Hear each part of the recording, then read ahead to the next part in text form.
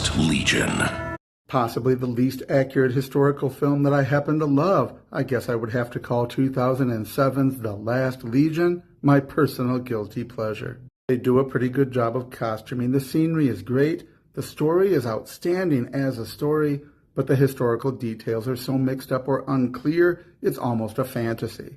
At the moment of the collapse of the Western Roman Empire, the boy Romulus Augustus must be spirited away to safety and winds up in Britain. There's little doubt that what remained of Roman influence or even their legions helped forge Britain. Their influences are seen in subtle ways throughout the culture and in the Arthurian legends, but attempts to sidestep the tyranny of men like Tiberius by referring to them as having dignity and bearing only highlights that you wouldn't call them the good guys and shouldn't.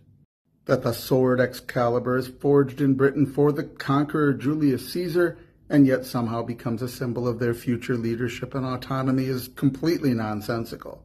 Still not nearly as anathema to real history as that awful Clive Owen one that was also just a terrible movie. I think you could have fixed the problems with The Last Legion with a moderate rewrite and some clarifying dialogue.